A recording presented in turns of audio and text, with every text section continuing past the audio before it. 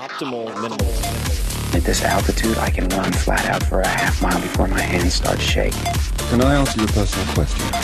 Now would seem an appropriate time. What if I did the opposite? I'm a cybernetic organism, living tissue over a metal endoskeleton. Tim Ferriss Show. This episode is brought to you by Four Sigmatic, founded by the genius Finns who lit the internet on fire. And you may have heard of their mushroom coffee, which features chaga and lion's mane, which has taken Silicon Valley by storm. I use it pretty much every day, either that or the chaga, which is decaf. There's a separate version. And I use both of these primarily for focus and productivity. They just get you going, light you up like a Christmas tree. So you should definitely check it out. People are always asking me what I use for cognitive enhancement, and for right now, this is the answer. I try to force this on all of my house guests.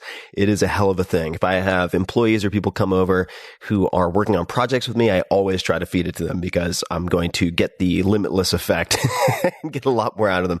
The first time I mentioned this product and Four Sigmatic on the podcast, their products sold out in less than a week. So you may want to check them out soon if you're listening to this. And the coffee tastes like coffee. It takes just seconds to prepare with hot water. And oddly enough, only includes 40 milligrams of caffeine. So it has less than half of what you would get in a regular cup of coffee. I don't get any jitters, acid reflux, or any stomach burn, any of that. It's very unusual and very, very cool. So if you don't like caffeine, they also offer very strong but caffeine-free mushroom elixirs, which I will sometimes have in the evening. I find chaga specifically to be very, very grounding and earthy. So that is another option. And I have a cupboard full of their products at the moment, which is right around the corner of my kitchen. You can try something. You can try a sample pack, which is great also, right now by going to foursigmatic.com/Tim. That's Four Sigmatic, FOURSIGMATIC.com/Tim, and use the code TIM, TIM, to get 20% off of your first order. And they're not that expensive anyway. If you are in the experimental mindset, I do not think you'll be disappointed. So try them out. This episode is brought to you by FreshBooks. FreshBooks has become the go-to cloud accounting software for literally millions of small business owners who found a faster, more efficient, and much less stressful way to deal with their numbers. And ultimately, this helps you to focus on what you are best at. It is used by many of the fastest growing startups I've invested in or advised, and it's equally used by many of the best freelancers I work with on a daily or weekly basis. It is one of the easiest ways to send invoices, get paid, track your time, and track your clients. If you're self-employed and managing business sometimes means wrestling with spreadsheets, crumpled receipts, and other scattered pieces, FreshBooks can really help. FreshBooks allows you to do many, many different things very easily. Preparing and sending a polished branded invoice takes about 30 seconds. You can set yourself up to receive online payments from your clients in about 2 clicks, which on average will get you paid twice as fast. Their new proposals feature means you can include a project summary and timeline as part of your estimate. There are many, many other things. Tracking your time. The quick proposals that I mentioned, formatting free, super easy, late payment reminders so you don't have to chase people, automated expenses, sharing files and messages with your clients, award-winning customer service. They are extremely responsive. The interface is super intuitive, and there's almost no learning curve. So, in short, it's easy, it saves you time. And right now, FreshBooks is offering an unrestricted 30-day free trial for all of my listeners. To claim yours, check it out. Go to freshbooks.com/Tim and enter Tim Ferriss in the How Did You Hear About Us section. And that is funky spell TIMFERRISS. So again, go to freshbooks.com/Tim and enter Tim Ferriss in the How Did You Hear About Us section. Check it out. Hello, boys and girls. This is Tim Ferriss, and welcome to another episode of the Tim Ferriss Show. This episode is a special episode. I have 2 people seated right around me, and we are going to delve into what thousands, maybe tens or hundreds of thousands of you ask for, which are case studies related to perhaps what some of you might recognize as muses or startup businesses, very often bootstrapped, not necessarily the venture-backed variety. And we have, like I mentioned, 2 people who will be joining me. We have first Elaine Pofelt, Silent D, P-O-F-E-L-D-T, who is a journalist and the author of The $1 Million One-Person Business. Thank you so much for being here. It's my pleasure, Tim. Thank you. And Elaine and I have got to know each other over the last few years as she has profiled many people who have started businesses in many different contexts, and a fair number of them have been readers of or somehow inspired by, tactically or philosophically, by the 4-Hour Workweek, which is how I suppose we first connected ages ago when the first book came out. So this goes back some distance. It goes back 10 years. In fact, I was telling you earlier that when I worked at Fortune Small Business Magazine, one of my duties was as the book editor, and I received a lot of submissions for books to excerpt, and your book was the only one I ever excerpted because a lot of the other business books were not up to snuff, and that was how we initially connected.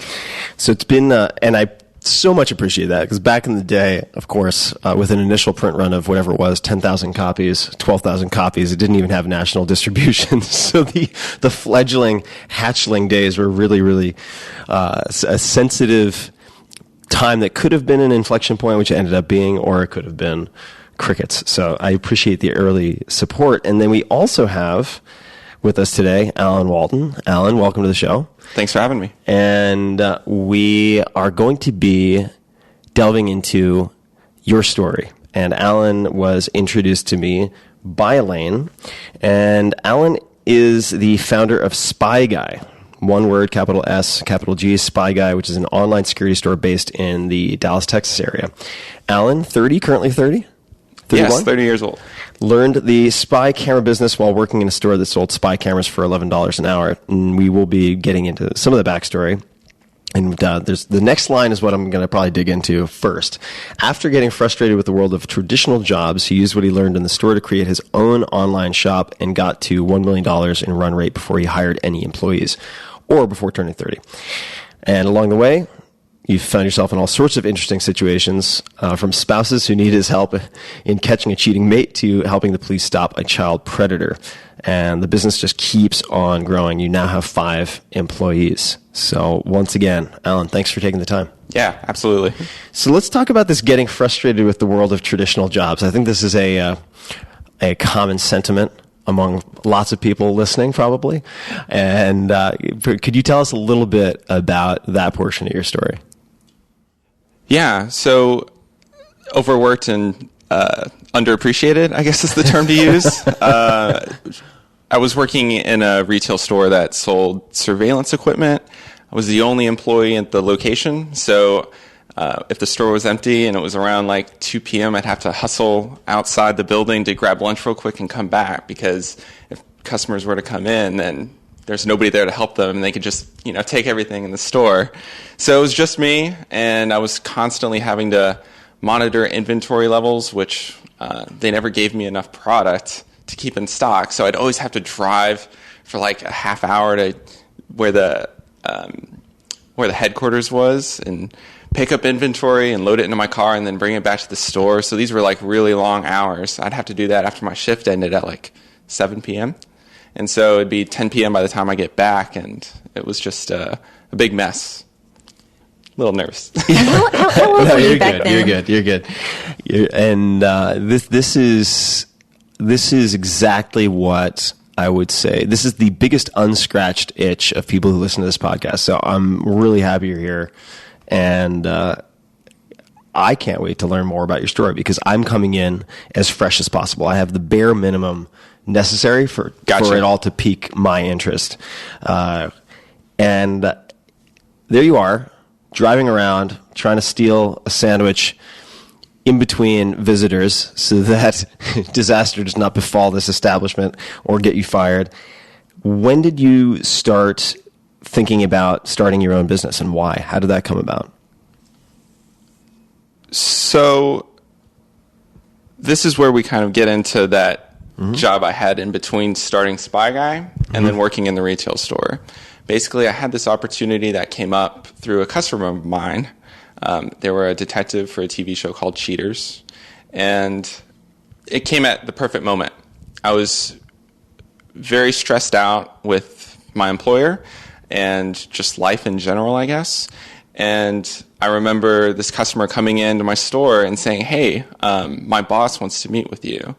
And he's the guy that created the TV show Cheaters. Yeah, they took me out to lunch, and it turned out that a lot of people who watched the TV show were calling in because they suspected that they had a boyfriend, a girlfriend, or a spouse that was having an affair. And so they'd want the TV show to come in and investigate it. And they don't have the resources to handle that many calls. So they had the bright idea of opening up an online security store, which is what I knew about.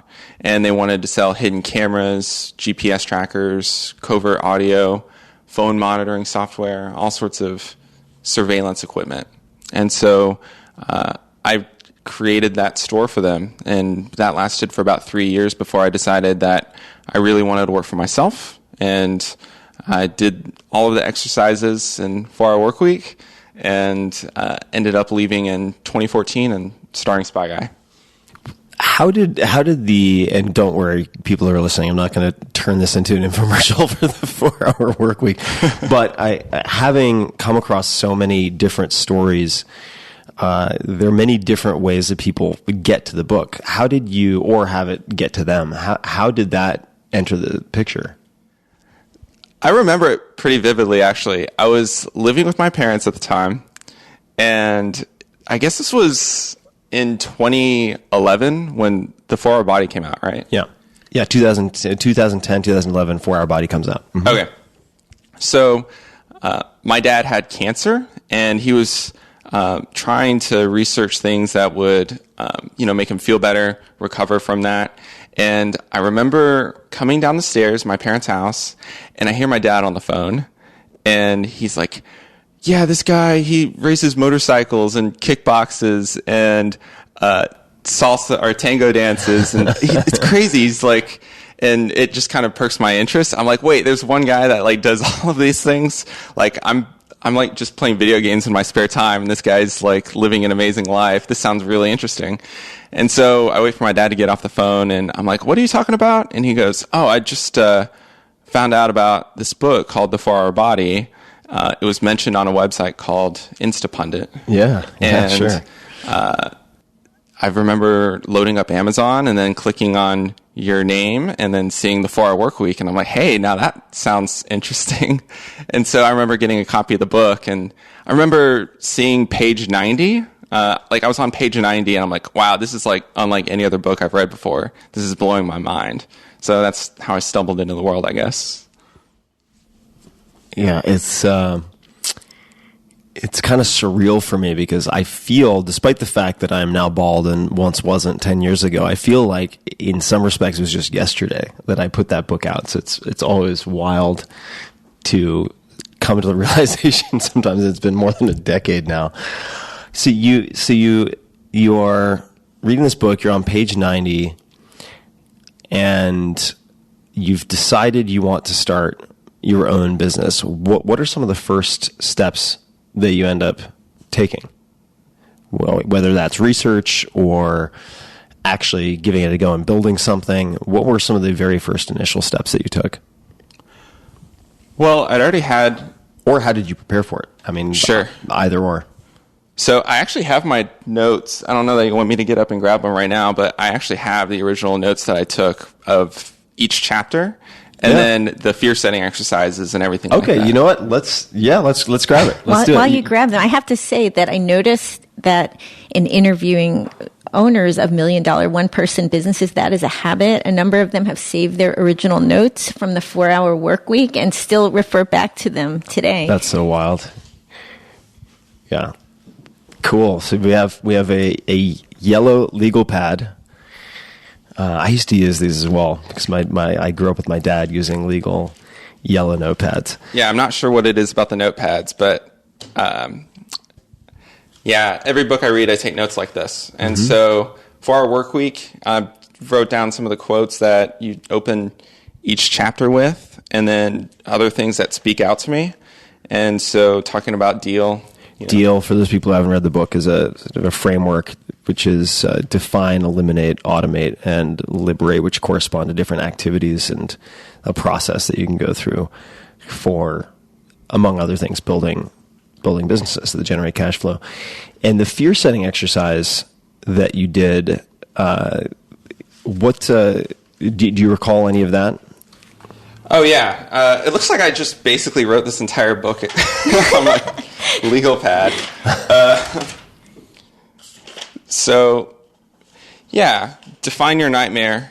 What's the absolute worst that could happen if you did what you're considering? And I guess I was considering, leaving my job, which was paying well, and then taking substantially less income, but being my own boss. And so I wrote down what the possible outcomes were, which were I lose at most $10,000 in the time it took to make the company.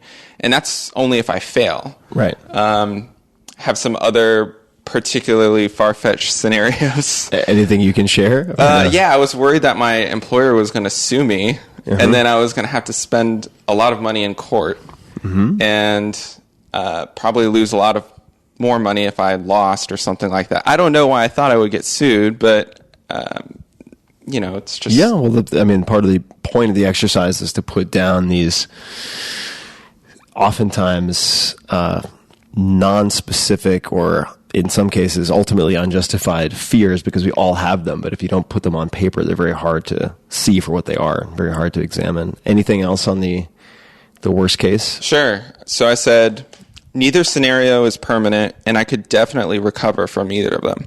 The pain would be a 3 to a 4 on a scale of 1 to 10 if either of these happened. I don't think the odds of them are very strong. If I were sued, I would presumably have enough money for a good lawyer to win the suit. So, this is just, absolute worst case scenario. And even then, it really didn't even seem that bad. Mm-hmm. So you go through the fear setting exercise, which is called fear setting for those people who are wondering, because it is somewhat akin to goal setting in the sense that in either case, or I should say, in the case of goals, if they're not specific, they're very hard to achieve. And in the case of fears, if you do not make them really specific and define them, they're very hard to overcome, or can be hard to overcome. So for those people interested, you can go to tim.blog/TED, as in TED, since I gave a TED talk on this and provide all the forms and so on for you to do this if you'd like to try it out yourself. So you do this exercise. You figure out that the worst case scenarios, the downside risk is a transient 3 to 4 from 1 to 10, right? And the potential upside is a lot higher.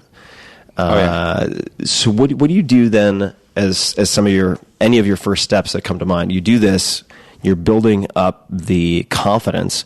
Notice I'm not saying courage, because courage kind of implies that you're jumping headlong into complete unknown for a lot of people, whereas confidence is based on actually doing some degree of analysis and determining that you can mitigate and tolerate the potential downside risk, and then sort of optimize for getting it right. So what did you then do? Well, I guess the next thing I did was just quit my job. Yeah. I really wasn't even thinking about it. Most people say to have a backup plan. Yeah. Or excuse me, like just something to fall back on and then start your business on the side. Mm-hmm. I decided to just jump right into it. I was so sick and tired of working that job that I was at that I gave my 2 weeks notice. And then after 2 weeks were up, I was like, wow, okay, I'm not getting checks anymore. I need to actually get to work. Mm-hmm. And so I think that I had actually gone to some of the resources that are mentioned. I specifically remember seeing Shopify on there, mm-hmm. which is what I started my store on, and I'm still on that to this day. Mm-hmm. It's an e-commerce platform that makes it really easy for you to... Oh, this is not a pitch. Basically, Shopify just allows me to have a website where I can sell my mm-hmm. stuff. Yeah, they do a really good job. Yeah. And they're also some of the nicest guys you would ever meet. A bunch of boys from Ottawa, Canada. And it's now, I guess, the most dominant e-commerce platform in the U.S. So you saw Shopify. You're no longer getting these checks. Yeah. Let me back up for 1 second to ask you, how did you feel? You give your notice. Did you do it in person, via email, via phone? How did you give your 2 week notice? I did it by email. Uh-huh. And that was only because my boss, he lived a distance away, so I was kind of working remotely for him. Oh yeah, no judgment at all. I'm just wondering, how did it feel when you hit send on that and the email was sent? It was a huge relief, and it was really funny because about 2 minutes after I hit send, one of the guys that I work with, he got a phone call from my boss and then asked if he wanted to run the company since I was leaving. And then my boss didn't actually respond to me for a week, but I was right next to the guy, and so I know he read the email within 2 minutes. You had your mole in the organization for all the intel you needed. How appropriate. Okay, so you find some of these resources like Shopify.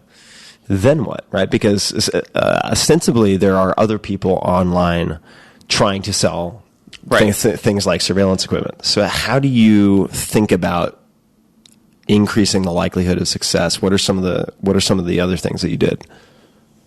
Well, by this time I was really familiar with Google AdWords, and Google product listings had just come out, which made it it's known as Google Shopping now, but it made it really easy for you to get in front of people like instantly. So I knew that if I were going to start a website, then people don't just magically show up. They kind of make it seem like that's going to happen. And if you build it, they will come type of scenario, and that's not true at all. It actually takes a lot of work to build up traffic. And so with Google Ads, I could pay to have people who were highly targeted, like they were actually searching for like a GPS tracker in Google, and then my website would come up, and I'd have to pay if they click on that link. But I purchased several books, and I read a lot of blog posts on Google AdWords, and so that's how I generated traffic to the website initially, and it's still part of our traffic strategy this day. What are some of are there any particular resources if you were sitting down with someone in a non-competitive category, right? Let's just say they have similar experience. They worked, and I'll come back to this because I think it's a really important point. So they work somewhere where they get an education on a certain product category on someone else's dime. Right? Other people's money. Really helpful. And that can be engineered and planned for. Someone is doing that for, who knows, Lady Gaga like platform shoes, right? Like that's their specialty. And if people are like, that's crazy, you could never make a business out of that, go read 1,000 True Fans by Kevin Kelly and then come back to this podcast and you will probably think differently. But let's just say that is their area of expertise. They worked in a shop. They know everything there is to know about these sort of performer rock star type platform shoes. And they're looking to approach it maybe in a similar way to how you've approached your category. Are there any resources, books that you would recommend for getting more familiar? Well, overall, any that you would recommend, and then specifically to customer acquisition, maybe paid marketing, pay-per-click, whatever comes to mind. Are there any others that you found helpful or would recommend? Sure. So 4-Hour Workweek is what got the ball rolling.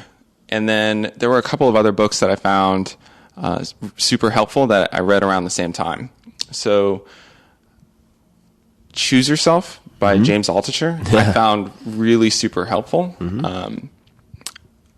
It was really fascinating to hear some of the case studies that were in there because that book came out, I don't know, I want to say maybe like 5 or 6 years after 4-Hour Workweek did. And in Choose Yourself, he also gives a lot of case studies. And I remember one of them being, I think the guy's name is Brian from Braintree. Yeah. Johnson. Brian Johnson, who's from Braintree, who's also been on the podcast. Yeah, he did all right. Yeah, sold it for a few $100 million to eBay, I think it is. Right, but he had really humble beginnings as well. He just started as like a really super small credit card processor. Oh, he was selling credit card processing door to door. I mean, walking into retailers. So I found that to be incredibly helpful and mostly just reaffirming what 4-Hour Workweek, like building on what 4-Hour Workweek had laid the foundation for, just kind of believing that I had this in me to, carve a path. So that was one of them. The other one was a book called The Millionaire Fastlane by MJ DeMarco. And it's really funny because all of the best books have like the worst names. Yeah, the 4-Hour Workweek, blessing and a curse. Yep. I Will Teach You to Be Rich is another resource that I've used a lot. Ramit Sethi's, he has courses that I've found really helpful, specifically the one on copywriting. Learned how to write significantly better through that course. The 22 Immutable Laws of Marketing was fantastic for just learning about what sets brands apart and how to position yourself, and why it's important to like try and create a category, and how there's different strategies that you can employ. He also wrote 22 Immutable Laws of Branding, which I thought was really good as well, but doesn't get as much attention for some reason. Yeah, there's branding, marketing, and then positioning, I think, is another co-authored book. All of them worth digesting. Some of the examples they use are outdated, much like a lot of business books, because no one can predict the future. So you look at Good to Great. Well, a lot of those so-called great companies are long since gone, but there are regime changes, there are macroeconomic changes, and so on. Nonetheless, when you read, say, the 22 Immutable Laws of Marketing, the law of category, the one that you mentioned, is particularly important, even if some of the examples are a bit outdated. These are all great, very complementary examples. Ramit is very, very good at copywriting. I just want to underscore that. And Sethi is Sethi. And on Choose Yourself, I want to highlight, I mean, James is a friend, but I knew of his work before I became friends with him. Choose Yourself, I think, is particularly important. And the example you brought up is very appropriate, because whether it's Brian's story or, I would imagine, Elaine, a lot of the people you've interviewed, it's not as though people have figured everything out and they have a flawless plan they will be able to execute reliably, and then they start their business. There is a lot of testing and having the confidence that you will be able to figure it out, which I think Brian is a good example of as well. So you have these resources, you've done a bunch of homework, you have some practice with Google AdWords, then what? So I built up the website, and to that, I needed to take product photography. I didn't have any unique images at all. So one of the things I'd recommend is, if you're using manufacturer images, that's a terrible, terrible thing to do. You really need to be taking your own product images. You can do it much better, and it's good for SEO and other things like that. So I bought a little, what do they call it? A white box, where you stick the product in. And then I took photos of it. And then I remember, I did all of this from a 2-bedroom apartment in Richardson, Texas. It's a suburb of Dallas. And I just remember staying up really late. My wife would come in and I'd kiss her goodnight. And then I'd put on Spotify. I'd have music that I'd listen to. The same stuff over and over again. Your playlist. Yeah, the playlist. It was just the same album over and over again. What did you listen to? I listened, 2 albums. The first one was an album called The Master Plan by Oasis. Mm-hmm. And then, what was the other one? It was Welcome Interstate Managers by Fountains of Wayne. I don't know why, but I would just have those on repeat. It was good for working. And so I would be writing product descriptions, and I remember I bought a $1, Kindle book and learned how to write product descriptions. And it was difficult, but eventually... You bought a Kindle book on how to write product descriptions? Yes, specifically. How to write seductive web copy was what it was called. Mm-hmm. And so I would write product descriptions.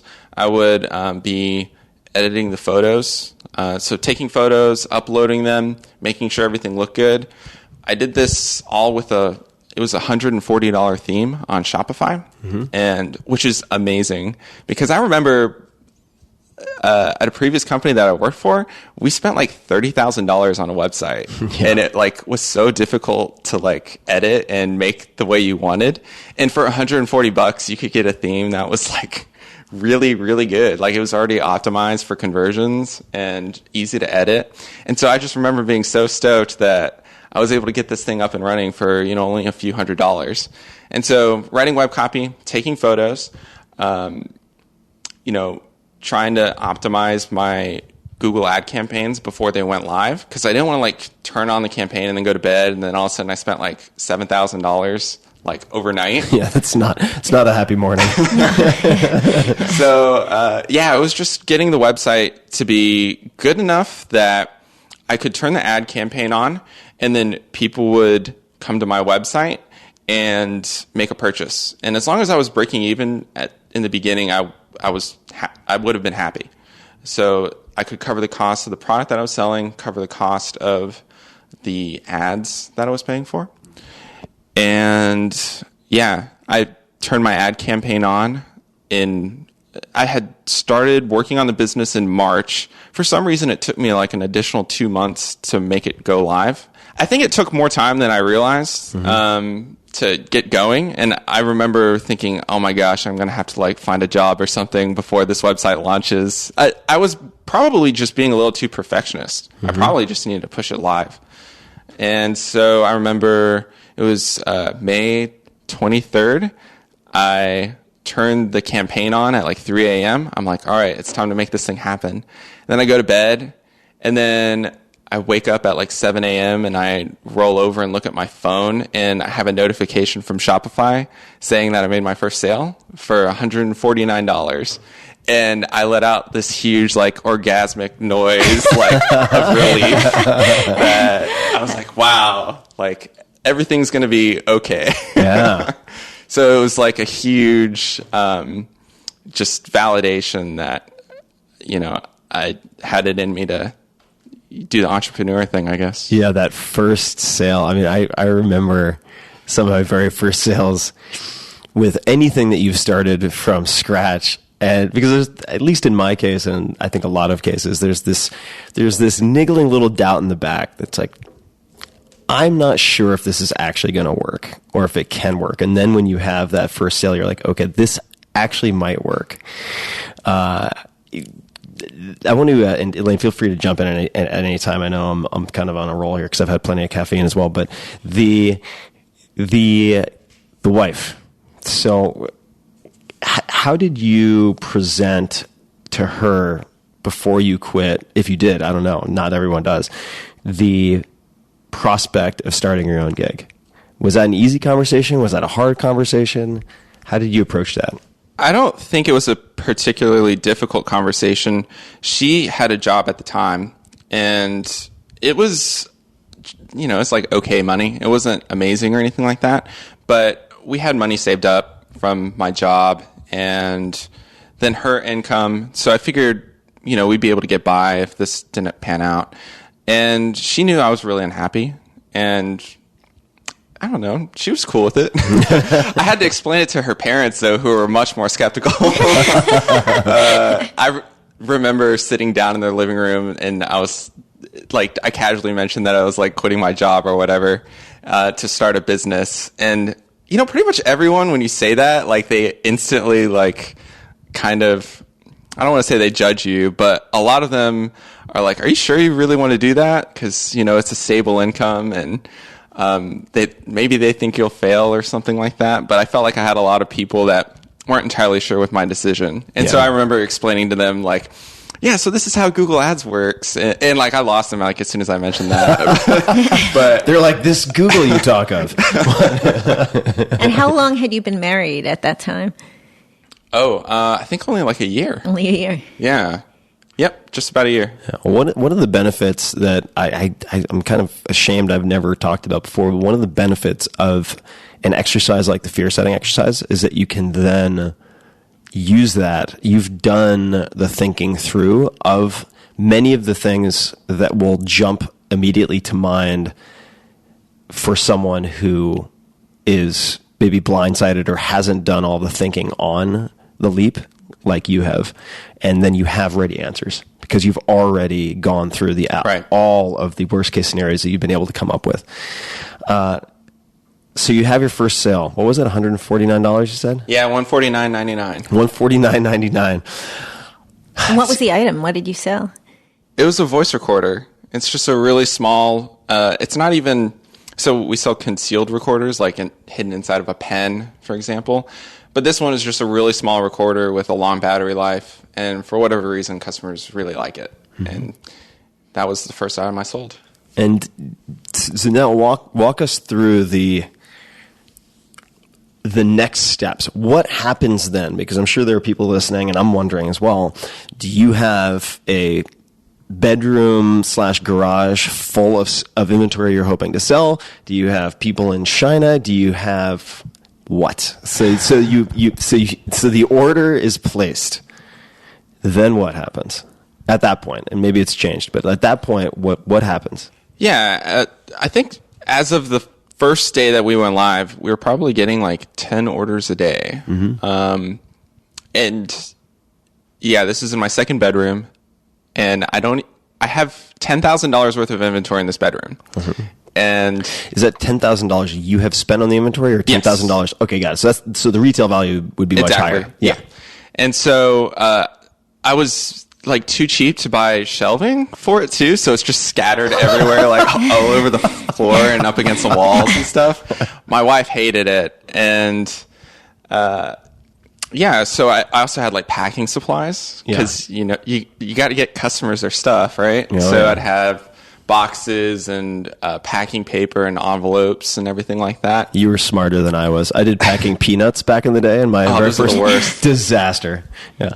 Whenever people ship me in peanuts, I'm like, you open the box. Terrible customer experience. So, people were placing orders. I remember we were probably spending about $100 to $200 on AdWords each day and getting no organic traffic at all. And the $200, that was a limit that you had set yourself, or had? It was a limit that I had set just to make sure I didn't suddenly, spend a couple $1,000s because I made some really tiny mistake, like I had a dash somewhere that shouldn't be there. Right. So we were spending, about $100 to $200 a day. I had a cap on it, so we wouldn't go over that until I could look at the numbers and then make sure that, we were actually profitable. And it kind of took off from there. We started spending a little bit more money. We started getting more data from Google, like how people were finding us, like exactly the keywords that they were typing in, doing some A/B testing with the ad itself. So we would change the copy of the ad or like the headline of the ad to see which performed better. And things really took off once I started. What we could do, we could come back to some of the smartest earlier decisions that you made. Like in retrospect, we're like, okay, these were really important decisions. Okay. I want to talk about the bedroom and the inventory. Yeah. So the $10,000 of inventory, I suppose. You want me to riff on that for like a second? I'd love for you to riff on that, because there are many different ways to try to approach this inventory question. Sure. Right? So how did you make the decision to fill up the bedroom? Two parts, right? So the first is like, how did you make that decision? And then if you were to do it over again, would you do it the same or differently? All right. So when we went live, I had about 10,000 in inventory scattered across the bedroom, and I was fulfilling all the orders myself. So around 3 p.m. each day, I would stand up, start looking for whatever it was that customers had ordered, and then pack it. And then I'd have to throw it into the back of my car and drive to the post office. And I did that every day for about 6 months or so. And then it became a huge issue because my car couldn't hold enough, like the trunk wasn't big enough to hold all the packages. And then I was also living on a third floor apartment, and I'd have to drive to the post office. And then when I was purchasing inventory from overseas, they'd ship it to a private mailbox that I had.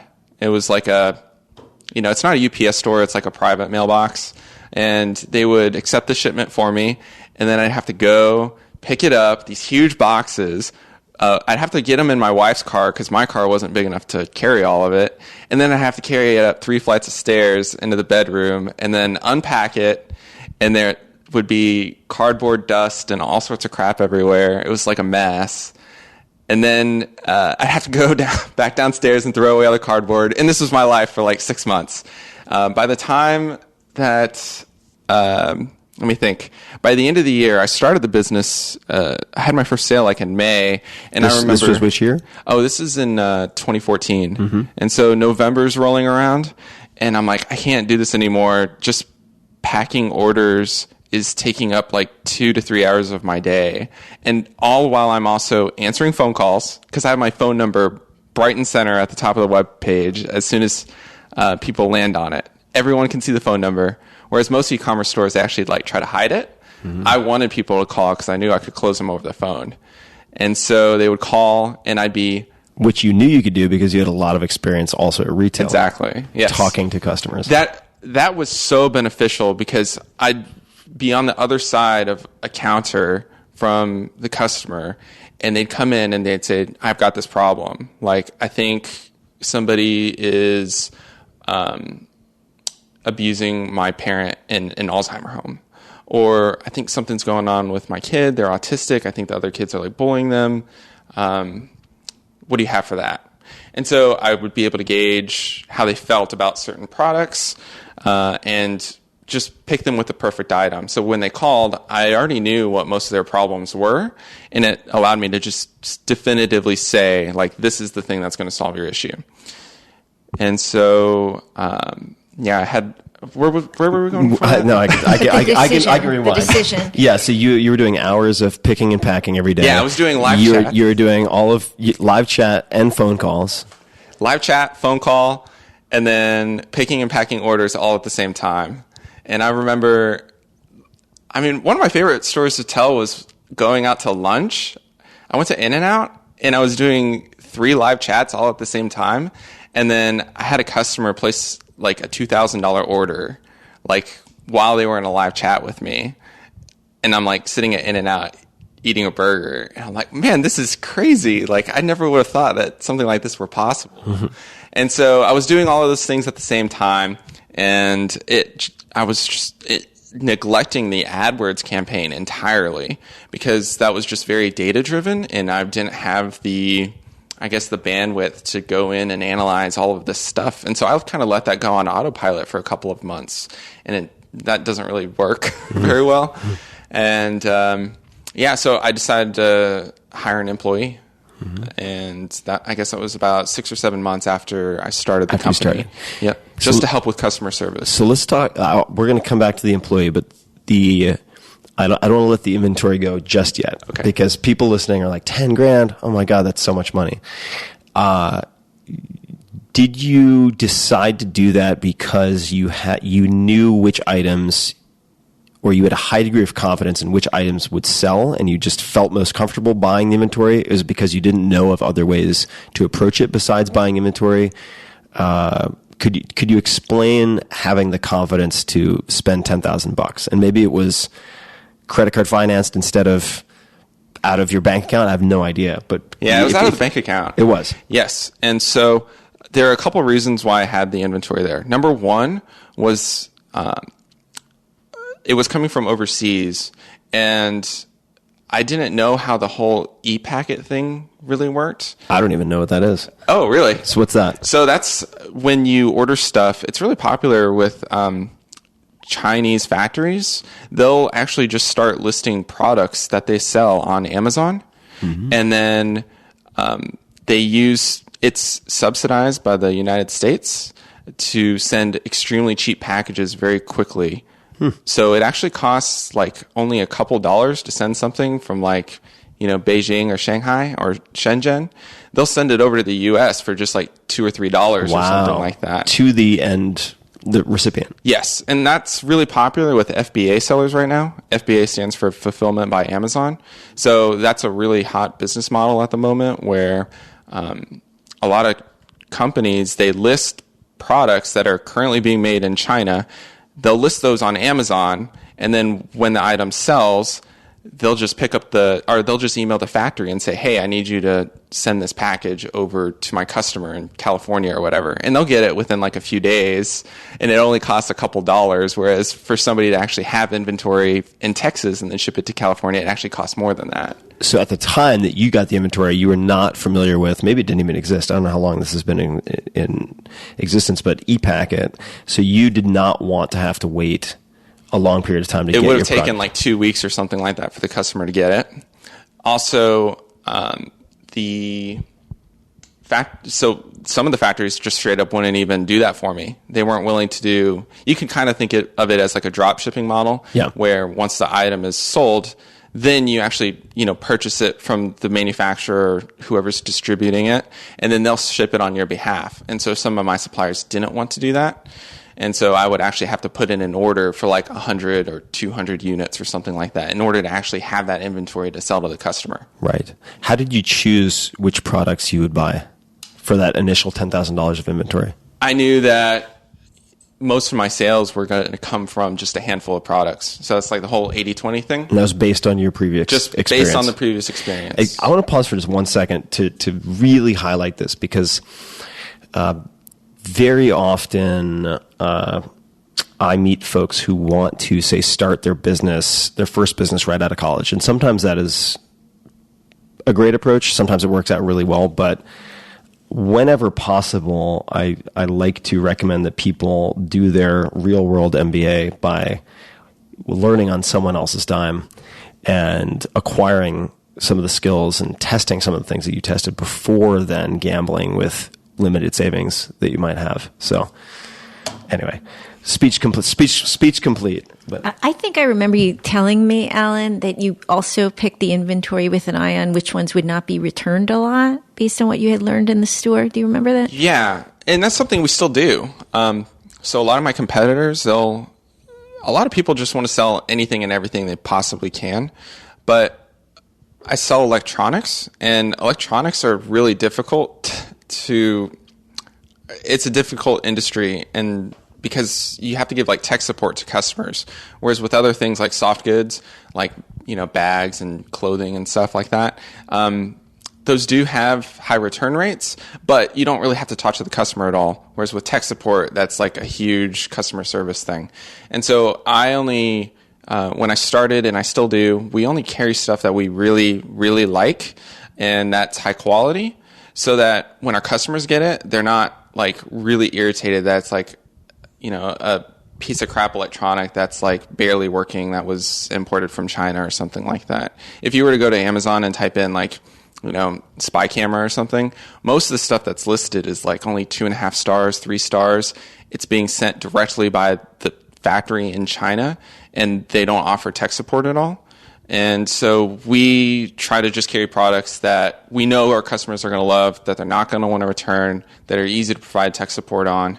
And that's worked out really well for us. So what I'm hearing, and please correct me if I'm wrong, but it gives me an opportunity to also clarify my position on something, which is I am not against high touch customer service. So some people who have read, say, the 4-Hour Workweek will think that everything should be automated, but there are certain instances where, for instance, you are able to use not just product or SEO or something else as a competitive advantage, but use customer support as a competitive advantage, which can be a huge competitive moat, so to speak. Like it insulates and protects your business in a lot of ways, because it is a hurdle that many other people are not going to be willing to make, right? You're not going to have, it's very unlikely you're going to have some competitor in like Armenia who's going to decide to offer high touch support in English.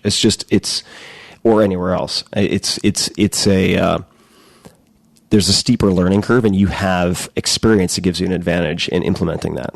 So, I'm glad that we're talking about this, because it ultimately, you started in 2014, you said, right? Yeah. We're now as we're recording this, soon to be 2019, and you're still going strong, as far as I can tell. Yes. Right? And that is not the case with a lot of folks who anticipate that their one connection to one manufacturer and their batch of 30 secret keywords is going to keep them alive forever, which is very, very rarely the case, right? So coming back to where we left off before I dragged us back into the world of inventory, which I think is important. The employee, Now, did you decide to make them a full-time hire right off the bat? How did you find them? And walk us through the thought process was there a breaking point also? Was there like a specific day where you were just like, enough, I need to get this fixed? And walk us through the thought process. I don't know that there was a specific day. I just remember the general feeling of dread I had whenever like 2 or 3 p.m. would roll by, and I'm like, oh my gosh, the phone hasn't stopped ringing. I have to pack all of these orders. I got to go to the post office, which was just such a drag, going up and down the stairs of my apartment. And then also I had to wait in line at the post office just to give them a bag full of, like a trash bag full of stuff. They wouldn't let me drop it off. So I might be there for like 15 to 20 minutes until they'll accept the packages. And yeah, I realized that it was taking up too much of my time. And I was still like kind of referring back to the 4-hour work week. Like every couple months, I'd kind of like go back and be like, okay, what am I not doing right here? And I realized that I wasn't kind of offloading the $10 an hour tasks so that I could focus on the, $100 or $1,000 an hour tasks. The in and out phone call tasks. Yes. Right? Or like, live chat $2,000 order tasks. Yeah, exactly. And so I'm like, I really want to quit it with this post office thing. I don't really know what to do. The 3PL, the third party fulfillment fees, if I were to have somebody else take this over from me, would just be far too high. Third-party fulfillment, meaning you find a center which will house your inventory, right, and interface with you in some way for order processing and so on. Yeah, they've got the a setup warehouse, costs and all that. Yeah, exactly. Mm-hmm. And so, there's a pallet somewhere with my products on it, and they'll pack it for me and ship it out. And it's usually like a flat rate, but it was going to really eat into the margins. And so I was just like, I can't be on the phone all day anymore. I really need help. But phone orders make up like 20% of our sales. So I can't just turn off the phone really. So I decided to go back to one of the guys that actually trained me in the surveillance industry. And from that original store? Yeah, from the original store. It all goes back that to I that started store, working right? at. Yeah, in 2009. It was May 2009. I got hired at that store. And they had 4 locations at the time, and each location had its own sales manager. And so my first week of the job, each day was at a different store in North Texas. And on Friday, I remember it being on a Friday, I went into the location that he still works with me. His name's Vince. And I remember going into Vince's store, and he was teaching me about setting up the CCTV like DVR, so that it would like record on motion. And then he had like a 8 camera package system that he was closing the sale on, and so he was packing up all of the cameras and the cables and the power supplies. And then he showed me like how the GPS trackers worked, and just all of the crazy stories that you might expect to hear from a brick and mortar spy shop. I just remember it being so much fun. And so he was, my favorite guy to work with at the store. And I didn't know who else to turn to because this is kind of a weird industry. And it takes a lot of like customer knowledge. And I just didn't have it in me to teach anybody else like what I knew. So I went to him, and it was an opportune time for him. And so we decided to make that happen. Like I think it was like the February or March of 2015. Mm-hmm. Yeah. And what was the first week like with him? It was great. I mean, he worked from home. Yeah. So we don't live in the same city at all, but through the wonders of the internet, I was able to make it so that if somebody were to call the 800 number on the website, then it would ring him on his computer. Mm-hmm. And that's all he did at the time, was just customer service. Customer support. Okay. So you were still handling the picking and packing? I was still doing the picking and packing, but at least I wasn't taking as many phone calls until we grew to the point where we were getting more phone calls, and then I'd have to get on the phone again.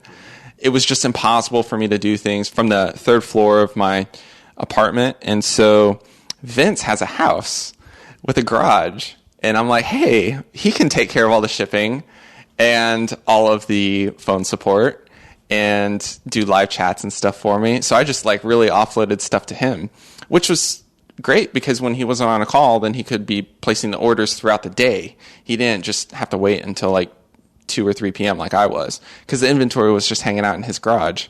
And so he became my fulfillment guy in addition to the customer service. And so I finally got all the inventory stuff out of my hair. Were you a good manager from the outset? Did you have experience from working in previous jobs, or was that something you had to learn how to do? No, I definitely had to learn how to do it. I had to learn that on my next employee, because the first one was the guy that trained me. Yeah. And so he was pretty much autonomous. Like he could just do his thing, and I didn't really even have to think about it at all. But then when I hired my second employee, that's when I'm like, oh, so this is why everyone complains about managing employees and having teams. And, just, I know so many entrepreneurs that say that managing the team is like the hardest part of their job, and finding employees. And I totally get that now. That was a lesson that most people learn on the first employee. For me, that was my second one. You're like, I don't know what everyone's complaining about. This is easy. So you get the second employee. How much later did you hire them? Did you bring them on immediately, full time as a contractor? And then what helped you to learn how to manage them? Yeah, I think that was a full year after I hired the first one. It was a friend of mine. That was probably the first place I went wrong. It was a good friend of mine who was also unhappy with his job.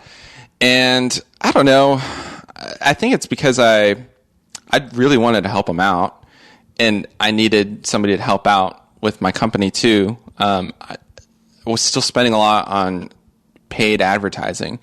And I'm like, man, I haven't had any time to focus on SEO related tasks and projects. Search engine optimization for organic. Yes. Getting people to come to the site without having to pay for each visit. Exactly. Mm-hmm. So I knew that was a priority, and my friend had no marketing experience whatsoever, but he's a really nice guy, and he hated his job, and I needed somebody to commiserate with, like, on the whole entrepreneurship front. And I'm like, maybe he can just like kind of be an apprentice type of person. I'll teach him what I know, and then he'll go on and do something else. And all the while, like, he's helping me, build a company. And then that's when I realized that I had no idea what I was doing with managing people. Like, this guy knew nothing about my industry. He didn't know anything about marketing. And I'm like, wait, I have to teach him all this stuff? Like, or get him courses and books and things like that. This is like going to be a huge drag. And so he worked for me for like a couple of months, but he ended up going back into his industry, which is HR, just because it paid significantly better than I did. And yeah, I don't know. So in looking back at that, what should you have done instead? If you were giving advice to your younger self, and I understand, like, we all learn valuable things from all experiences and so on, but what should you have done instead?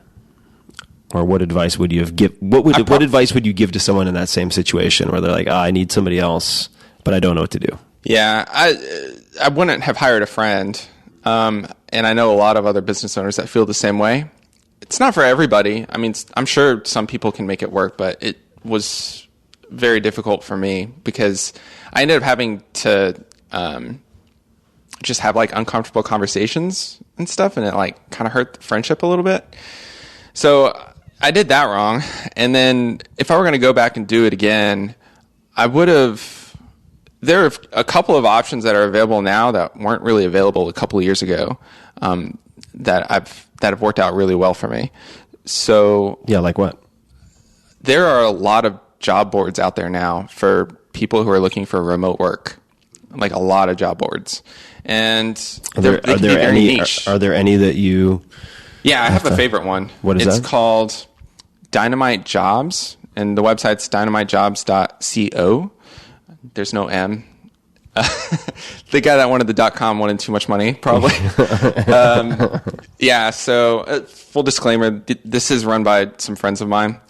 But it's for people who are looking for apprenticeships or jobs where they're giving like a meaningful role. They're not just clocking in and doing the 9 to 5 type of thing.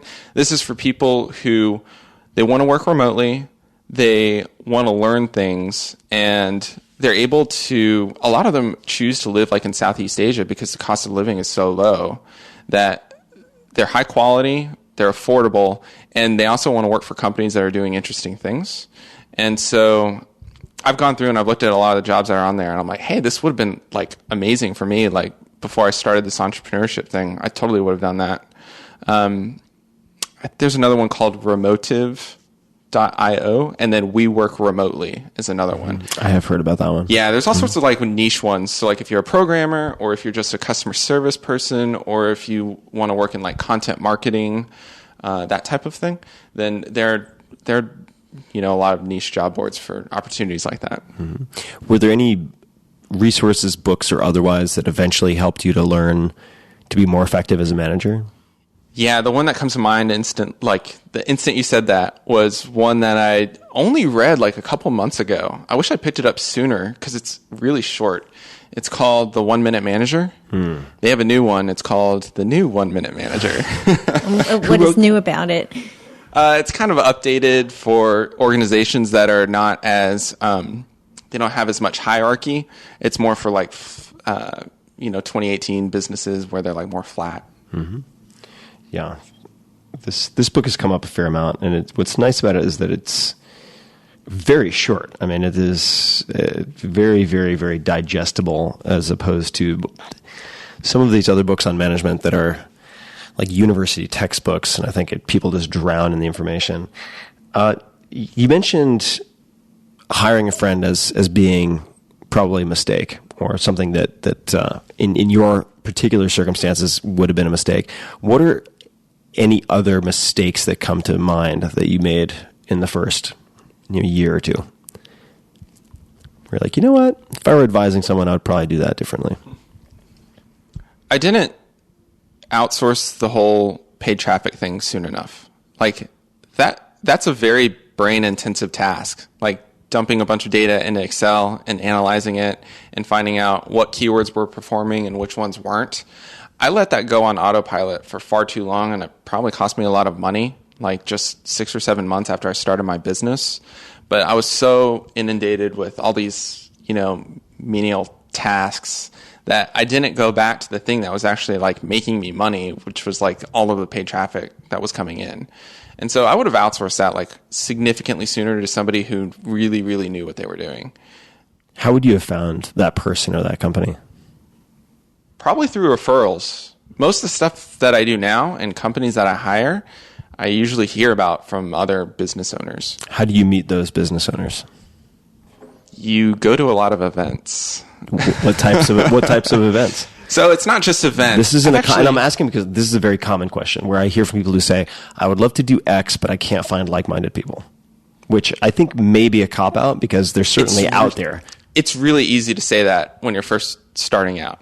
But there are people out there, like a lot of people out there that are doing interesting things that you want to be a part of, and they're willing to like let you in on that world.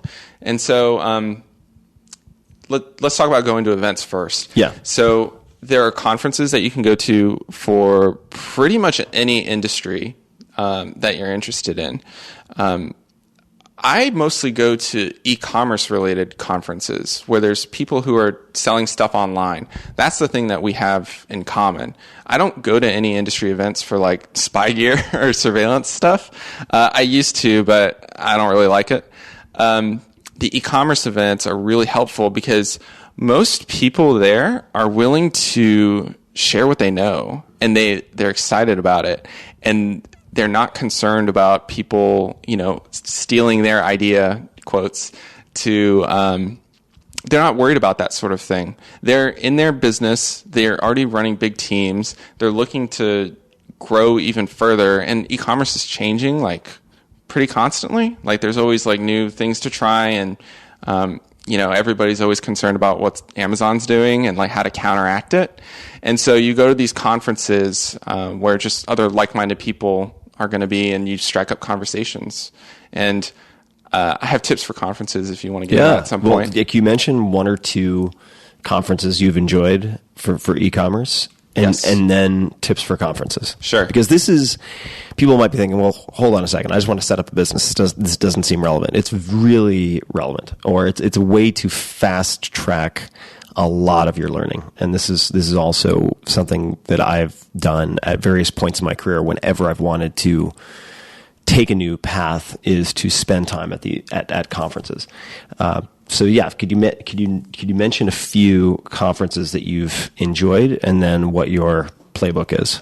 Sure. When I first started in 2014, the conference that really kicked things off for me was Internet Retailer. It's an annual event in Chicago. It's a big one. Yeah, it's huge. I actually don't go to it anymore because it kind of feels like a corporate getaway. Like there's huge companies there, like Walmart.com and just BH Photo Video. These huge companies that I have nothing that I can relate to, and a lot of the sessions are more for like, enterprise type of clients, but they do have beginner related stuff. You do get to go to the exhibit hall where they have all sorts of software vendors who are providing services that you can use to run your e-commerce website or your customer service or your logistical needs like shipping. And you strike up conversations in the exhibitor booths and you get introduced to people. It's really cool. So that was really helpful when I first started. The one that I went to and I was like, I can never miss this event ever again, is a conference called, it's a private community of location independent store owners. So people who are Tim Ferriss wannabes, basically. So it's called, I mentioned the job board earlier. It's called Dynamite Circle, and they have an annual event in Bangkok each year, and each October. And it's really cool. They get about 300 entrepreneurs, and we rent out the Conrad Hotel in Bangkok, and it's like summer camp for people who are doing business online and working from their computers and managing remote teams. And it's just like a 5 or 6 day event, and it's really cool. You meet so many people just hanging out in the lobby. Like, that's my number one tip for anybody who goes to a conference, is actually stay at the conference hotel. It's going to cost more money, but there's all sorts of like serendipitous events that happen when you're just like hanging out in the lobby or sitting at the bar and you start talking to somebody, and all of a sudden you realize that you have a lot in common, or there's something that you guys can work on together, and business deals happen. It's really cool. Any other tips for conferences? It's really tempting to stay out and drink at night and stay out until like 2 a.m. But then by the time you get back to your hotel at 3 a.m., you don't want to go to the session that's starting at like 8 or 9 a.m. So I would probably just advise that you should probably call it a night at like midnight and then actually attend the conference like in the morning. That's a lesson I am always learning. There's a conference here. We're sitting in Austin, Texas, called South by Southwest every year, which is where, for our Workweek, actually had one of its very first tipping points in 2007.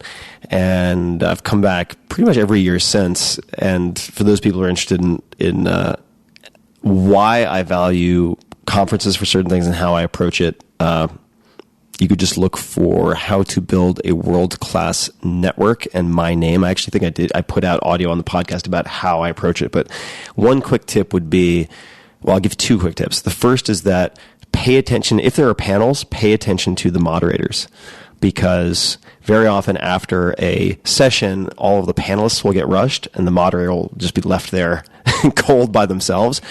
That represents an easier person to talk to. And by the way, if they're moderating the panel, they know all of the panelists. So be nice, be curious, and connect with moderators, not just panelists. The second is, if you are going to be one of those 100 people rushing the stage to try to get a word in edgewise with person X, don't try to get a word in edgewise. Maybe just a few words, which is, I wrote you this note.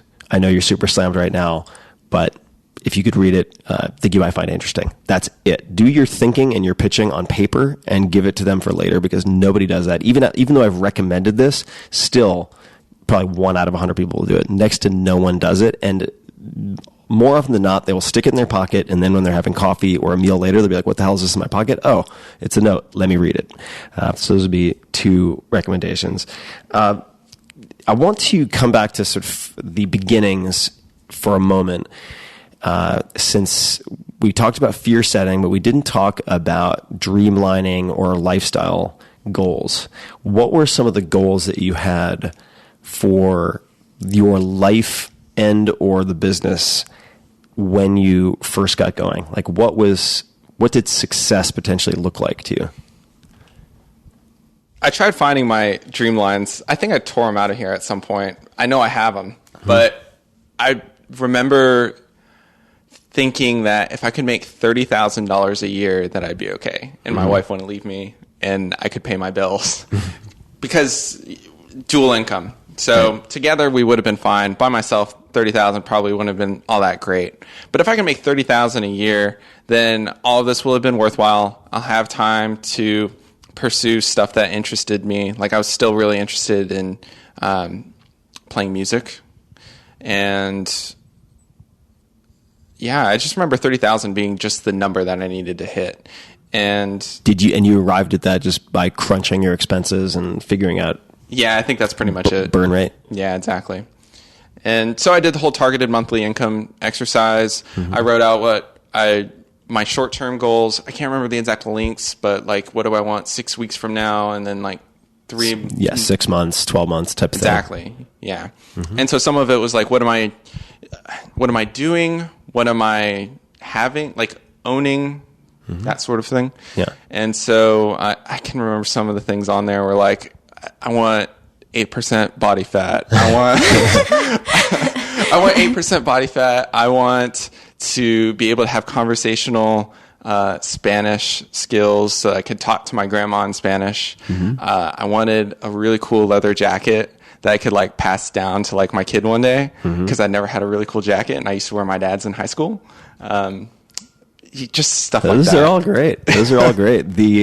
For people wondering, also, you don't have to buy the 4 Hour Workweek to see this type of sheet. If you just search Tim Ferriss Dreamlining, there are, all of this stuff is available for free on the blog as well.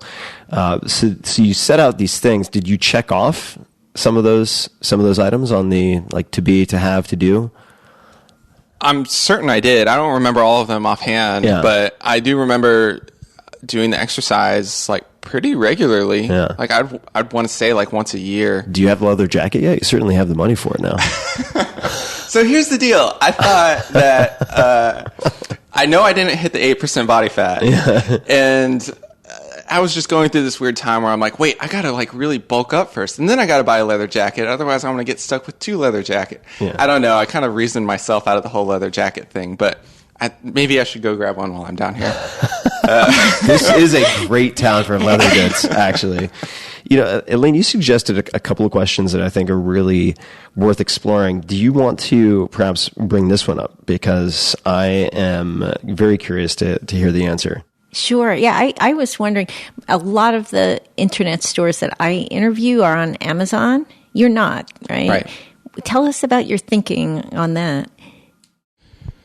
Well, there are a couple ways that I've approached this. And the first reason was because I was afraid of the really high return rates getting me in trouble with Amazon. So it's my understanding, and this could be outdated, but I'm pretty sure that once you get over a 10% return rate, then Amazon just kind of penalizes you. Like, they can remove the listing entirely. And so I remember from previous experience that a lot of times my products were just like too technical for some users, or the bigger one was that I was afraid that somebody was going to use my products for whatever they needed. Like, I need this captured on video. Use, right, on an event basis. Exactly. And Amazon is like a 30-day return policy or whatever. And I was like, oh my gosh, that's like enough time for somebody to use this product, get all of the value they needed out of it, and then send it back. And then I'm like totally burned by it. And so I was able to mitigate that by having, you know, my own store where I could set my own return policy and not have to worry about it. Amazon also eats into the margins a little bit. And I also was worried about, it was mostly a fear-based thing. Yeah, for sure, for not selling on Amazon. I knew I could make it work on my own, and then Amazon just seemed like a little bit of an issue that I wasn't ready to take on. At least that's when I first started the business. Now, like many things, I start seeing things in different ways. And so I do see Amazon as like a sales channel that I can be taking advantage of. And so I'm trying to figure out how best to approach that. Like, I'd really like to start manufacturing my own products. And that way I'm not having to compete with other people for the same exact item. So that's one of the other reasons I was worried that, I'd list the item on Amazon and then all of a sudden you have like 6 or 7 other people attaching themselves to the listing, also saying that they are selling this item, which I'm not entirely sure that they are. It could be like a counterfeit or a copycat or something like that. And then you're all fighting for the buy box. It just seemed like something I didn't want on my plate, and I knew I could make it work without it. Have you started doing any manufacturing? I think you had mentioned you were exploring that. Yeah. So production line hasn't started yet, but I did find an industrial designer who lives here in Austin, and we've been working on some products together. And I've also found an engineer that is making the PCBs design for me. So that's printed circuit board. And it's been a hard road. I mean, there's a reason why people don't. If you're trying to get into fulfilled by Amazon businesses, the rule 1 is don't sell electronics. It's hard. And so I'm not technical. It's been a really hard road figuring out how electronics worked. What are the costs? Oh, some of the stuff comes out defective, and I got to deal with that. And then you got to communicate with factories in China because that's like the hub for everything electronics these days. And it's just been really difficult to figure out. I think I'm getting there, but we do have products designed. I want to sell them under the SpyGuy brand and then be in control of the actual product that we're making. It's been kind of a pain being at the mercy of the manufacturer, because sometimes orders take too long or they jack up your prices, and it just kind of feels like they have you over a barrel. So I'm looking to actually start manufacturing my own items. Yes. What are some of the tools that you've found helpful for running your business or automating certain things? I mean, you mentioned live chat, for instance, which was starting way back in the day. Yes. Way back in the day, meaning not all that long ago, I guess, in terms of humans on the planet, but in entrepreneurship years, a long time.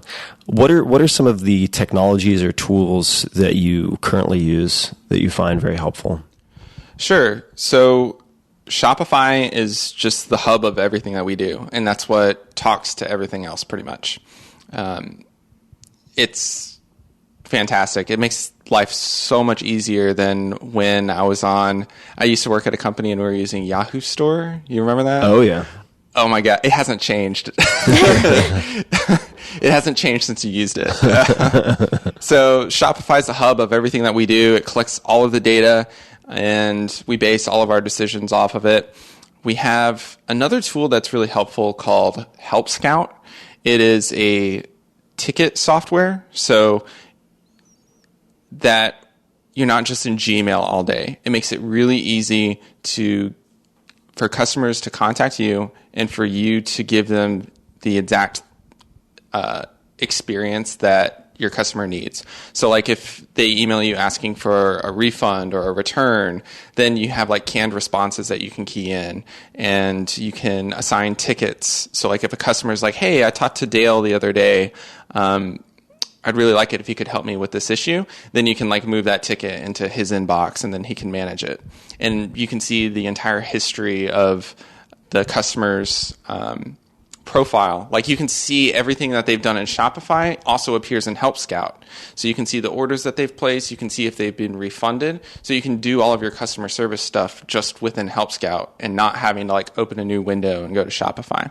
So that's really good for streamlining things.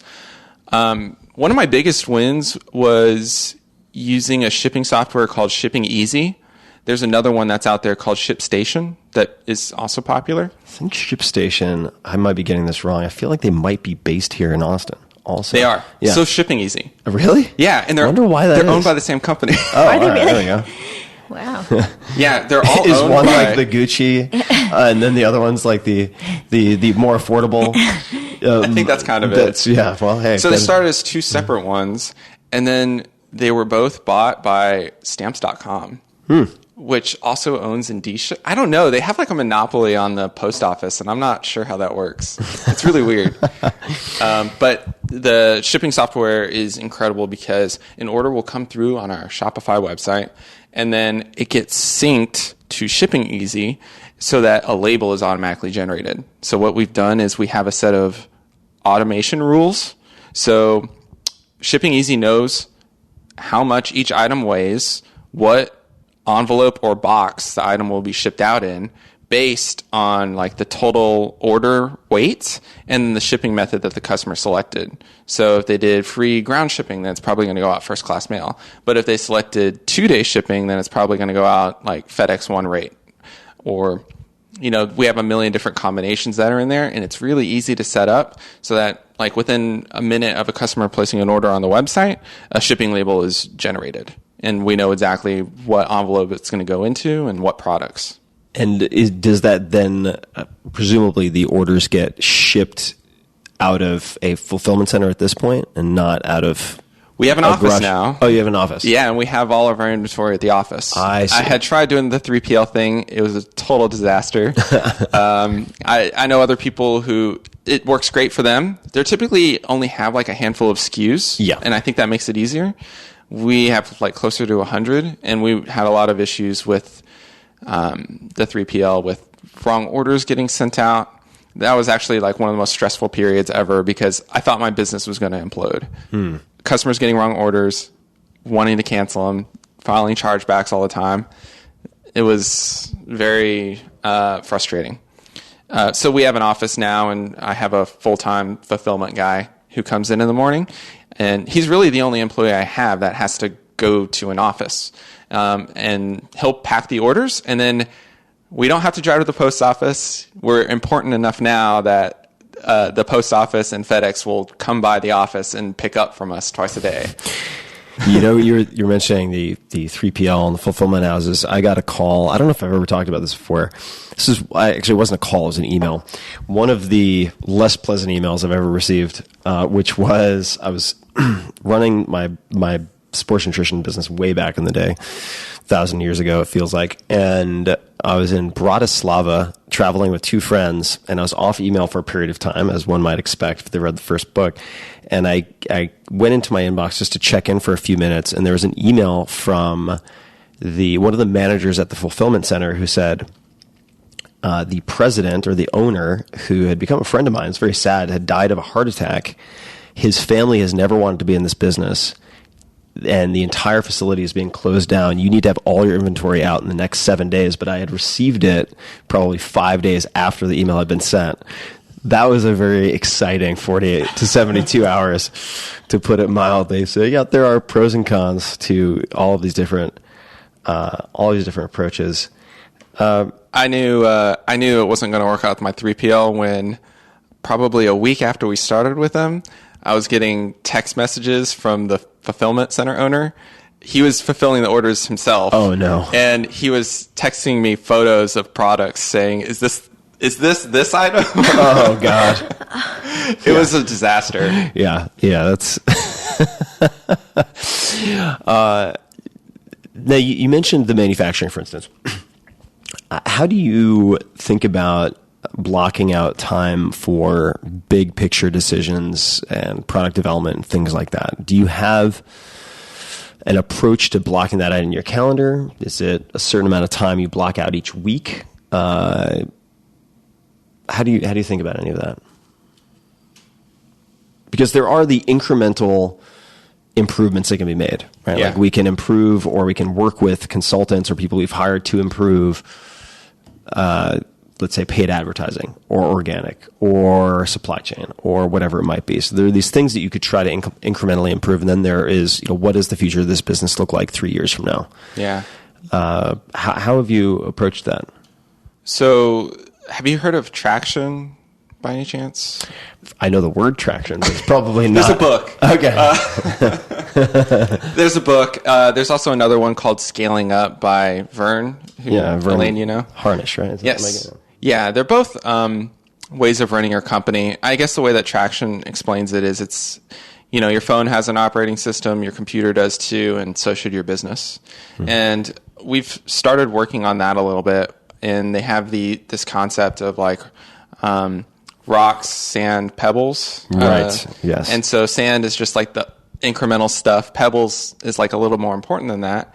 And then the rocks are like, what are the things that are like really going to make your business awesome? Like if you can implement this stuff, what are the things that are just going to make it really take off? And I haven't read the book, but just so people get the visual, the idea being if you have, say, a mason jar, if you put in the sand first, you can fit in a few pebbles. You can definitely not fit the rocks. But if you put the rocks in first, then the pebbles, then the sand fits around it. Exactly. And so this is something that I've been looking at for like the last month or so, really not that long. But I also read a book called The One Thing that has been really, really helpful for me. I find that I tend to be pretty scatterbrained. There's always small stuff that small stuff pops up on my radar, and I'm like, oh, I can knock this out like real quickly. And then before you know it, like 40 minutes have gone by, and then my wife wants me to get lunch with her, and then I'm like, I've barely even done anything today. I can't like stop and get lunch right now. And you're putting out fires all day and stuff, and then before you know it, the day's over and you haven't done anything at all. So with The One Thing, it's like, what's the one thing that you can do that makes everything else easier or just entirely obsolete? And so I've been thinking about that a lot lately. Like, I should really be manufacturing my own products right now. Why?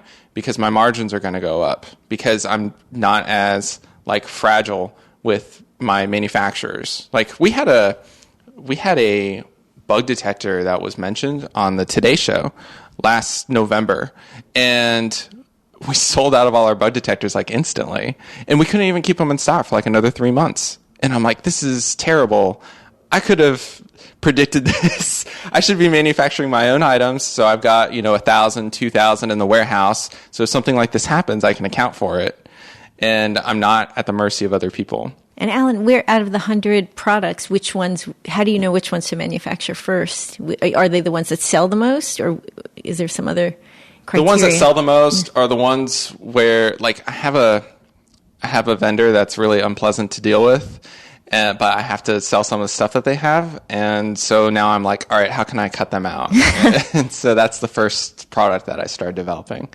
And then I also have a couple products that customers have asked for, but none of my suppliers are providing it. And so I'm like, all right, this could be a real opportunity here. And so that's actually going to be one of the first items that I manufacture. And do you aim for the ones that would be bought by the enterprise clients? I know you work with some government clients. We do, but most of our customers are just regular people that have something going on. Like they own a business and something's getting stolen and they need to find out who.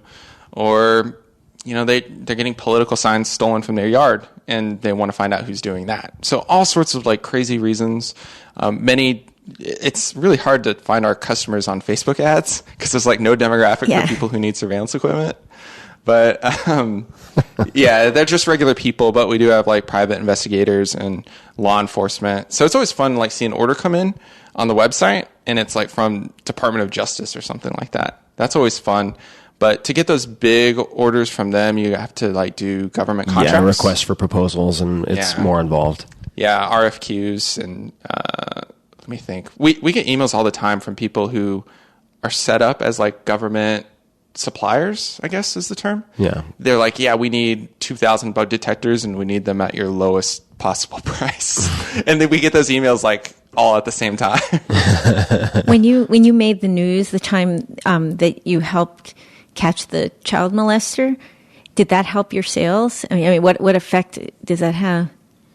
So, do you want me to tell the story? Yeah, well, I want and tie that into also the Today Show because I'm curious how both of these things happened. But let's talk about the child predator first. Okay. And tell us the story of how that happened.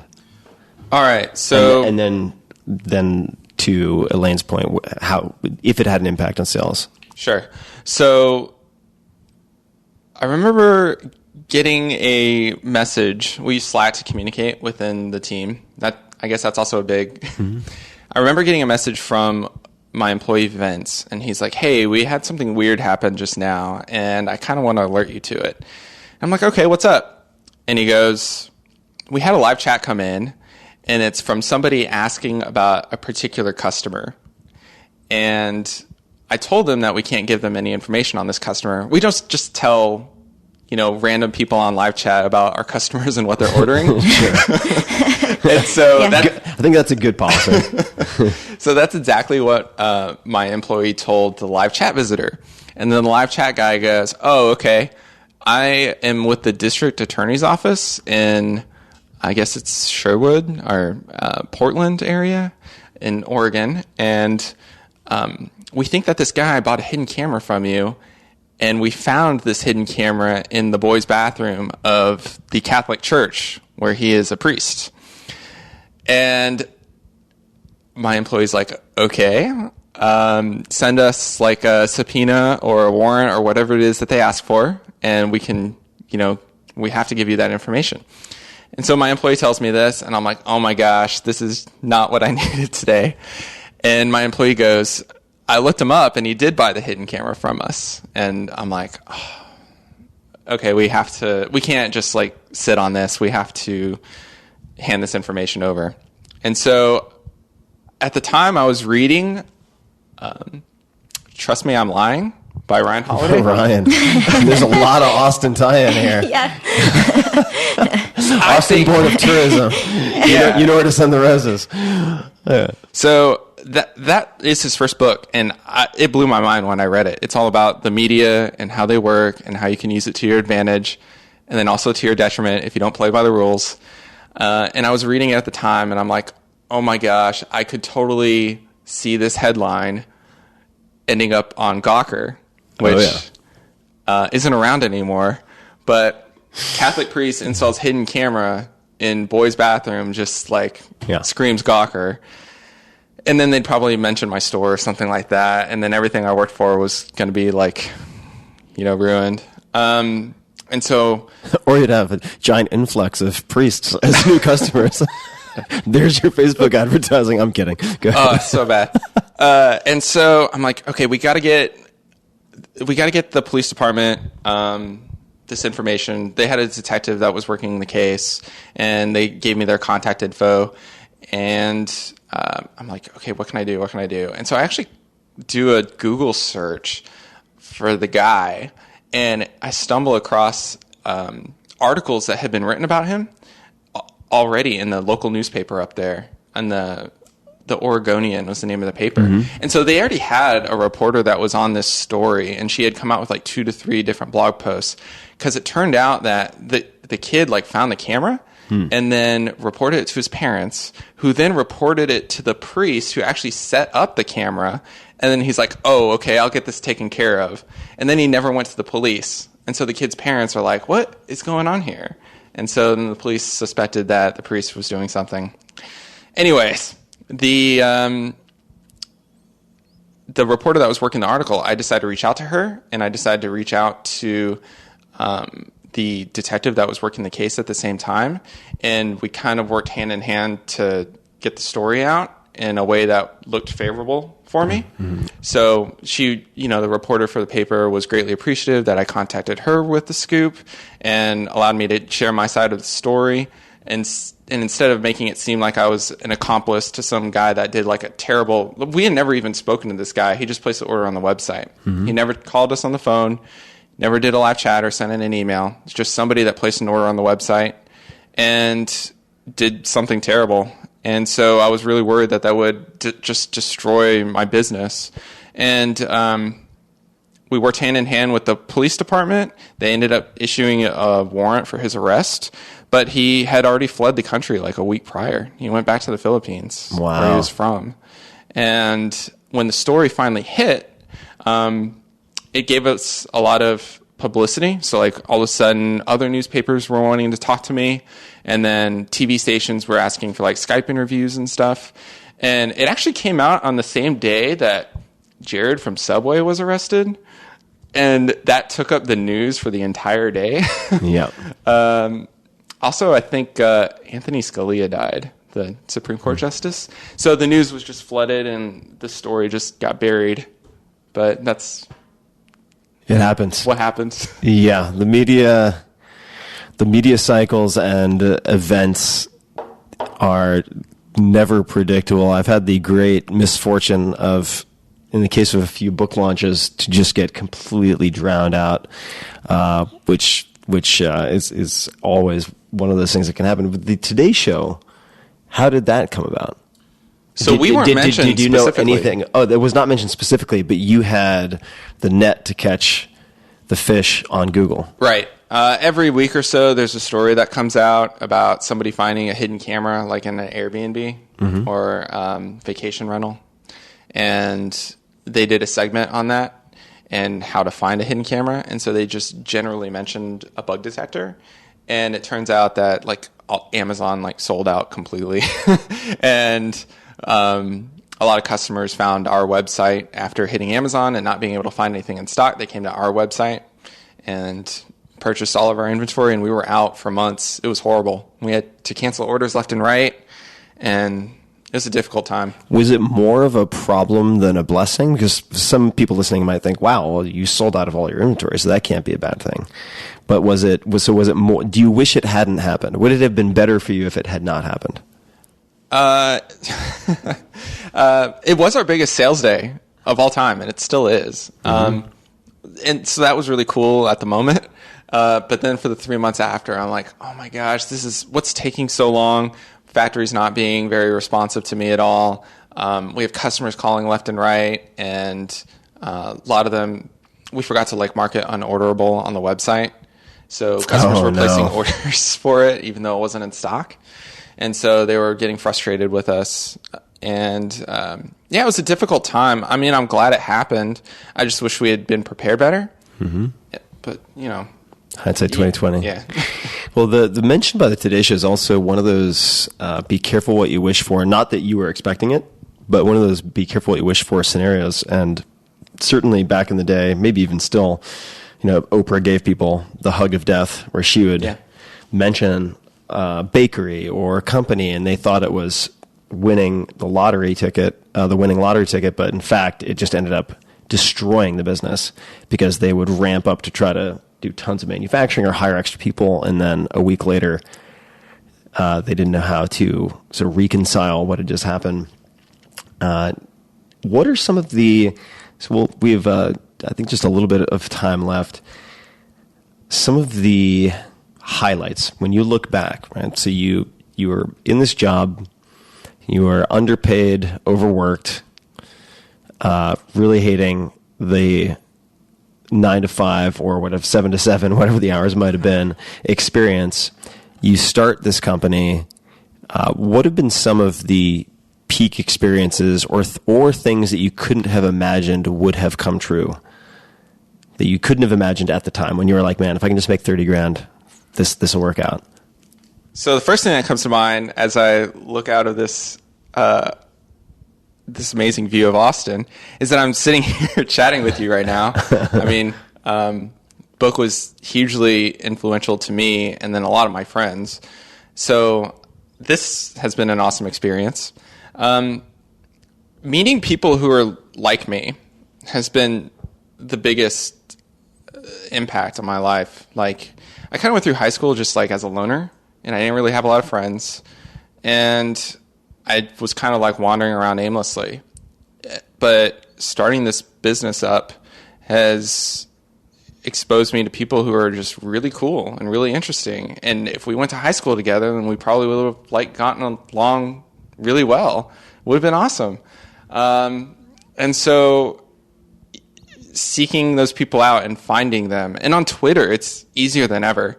I can't remember who said it. I want to say it was Naval Ravikant. I think he had a tweet, and he's like, Facebook is where you meet the people of your past, and Twitter's where you meet the people of your future. And I'm like, holy crap, that is exactly what's happened to me. Like, I've met so many amazing people on Twitter, and you can have these great conversations without having to physically be near them at all. So meeting people through Twitter, meeting people at these events, other business owners who are just doing really cool stuff and are into personal development and fitness and entrepreneurship and just cool people. Even without that stuff, like, I enjoy being around them. So I've kind of been able to like find my tribe type of thing. I would imagine you also have quite a few people who come to you now, having seen what you've done, friends and maybe just people in these communities who want to get your advice. What do you say to those people who are maybe where you were some time ago, in the sense that they have a job, it's paying decently well, but they just dread Monday morning when it rolls around, going back in. What do you say to those people, or what advice have you given them, or would you give them? So I actually don't get a whole lot of people asking for advice. I kind of like lay low, I think. Mm-hmm. Yeah. But the people who do reach out, I give them a handful of books to read that were hugely, we talked about some of them earlier. I can name more later if you want.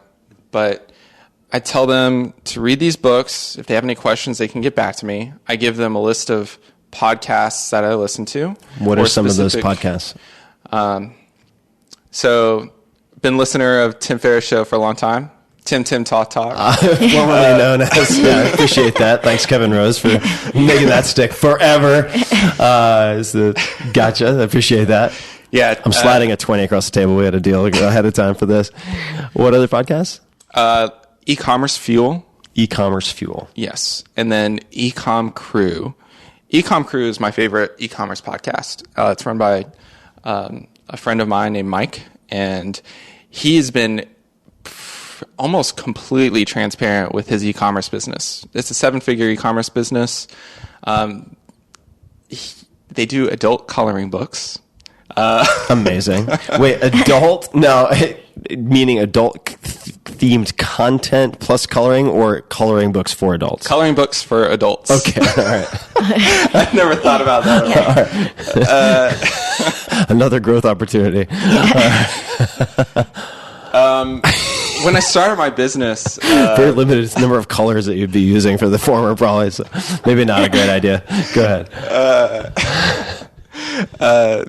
So Ecom Crew, I would totally suggest to anybody who wants to start an online business that's selling physical products, because they talk about factories, finding them, working with them, raising money, running an e-commerce store, and like how to do Facebook ads correctly and like make money from that. It's really cool stuff.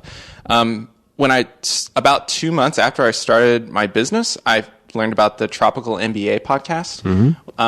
Again, terrible names usually mean that the product's pretty good.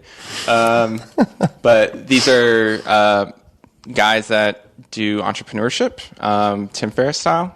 And so they have a lot of really great episodes with people like me who are doing, maybe they'll do fulfilled by Amazon businesses. So they'll find products, sell them only on Amazon, and then Amazon will actually ship it for them as well. So they never have to physically handle the inventory, which sounds amazing to me. FBA sellers, they interview people who are running like digital agencies. So paid ad campaigns on like Google or Facebook, Instagram. They'll interview people who have like a small team, and they'll be based like in the Philippines or in Thailand or something like that, running their business remotely for U.S. clients. And it keeps costs low. And they'll share with you everything that they know, like how they stumbled into that niche. So you hear about people who are doing really interesting things in niches you've never known about. Like the guys that run that podcast sell valet podiums. I love it. They're like the number one distributor of valet podiums in the U.S. And so I remember being in Dallas getting a haircut a couple months ago, and they had valet parking, and I look down at the thing and I see their logo on it, and I just like crack up, because these are guys that I found out about through the podcast who like lived in Thailand at the time. It's amazing. And people are doing cool stuff everywhere. And plus, there are just invisible stories around you constantly, right? It's like if you walk into, I just recently learned this, like the cardboard sleeves that hold coffee that you would get at a coffee shop, those are called zarfs. And there's a guy responsible for the most dominant zarfs in the United States. Or not too long ago, I think it was in Idaho, and I ended up driving by this gigantic estate, this enormous ranch with multiple buildings and ponds and this, and I'm like, whose ranch is that? And they go, oh, you know those little winglets that you see on the edges of airplane wings that point upwards? Like, yeah, he's the guy who made those, right? And you never quite piece it together, or you wouldn't think of it unless someone points it out. Well, we're going to wrap up in just a few minutes here, but what are you hoping, say, next year, in the next 12 months, is there anything you most want to change or tackle for yourself? Could be related to the business, could just be overall. But I mean, you have what a lot of people would see as a dream, right? I mean, you have your own business, you are the maker of your own destiny in a lot of senses. You've far surpassed $30,000 per year. So what are some things you're working on? You mentioned personal development. It could be with the business or it could be outside of the business. But what are you focused on these days? So the thing on my mind right now is I have a kid coming next month. Congratulations. Thank you. Yeah. So I'm kind of interested to see how this will go with the free time and being able to work on the business. And so I've really taken upon the task of building out my team and letting them carry more of the burden. Well, not a burden, but carry more of the weight. Yeah. Because I can't do everything on my own anymore. It's impossible. And by building a team, I can have people that I depend on to actually not just maintain the business, but I want them to help grow it.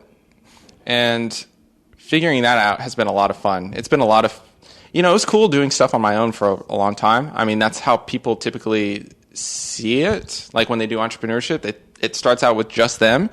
But building out a team has been like life-changing for me because they can handle all the shipping and stuff, so I don't have to. I don't have to take a single customer call anymore if I don't want to. Sometimes I'll hear it ring and I'll snatch it before somebody else does. But, I could go months without taking a phone call if I really wanted to, and that's great. So building out my team, figuring out how to factor in having a newborn baby into my life, I think that's going to be really interesting. I love meeting other entrepreneurs and finding opportunities to, have great conversations or like start a business together or help other people with their businesses. I get a lot of joy out of that. And so, I've done the dreamlining thing and I'm like, all right, where do I want to be a year from now, 5 years from now? And I just really want to be helping people who are, maybe where I was when they were like 18 or 22 or whatever. If I can share some of the knowledge and point people in the right direction, then I think I get a lot of personal satisfaction out of that. Well, I think you've done a lot of that today. So first and foremost, thank you for taking the time. This has been really fun. Of course, yeah. And Alan Walton, where can people find out more about you? Websites, if they want to ask a question or wave hello on Twitter or elsewhere, anything that you'd like to share. I would suggest against giving your personal email address. Okay. So my business website is SpyGuy.com, SpyGuy.com.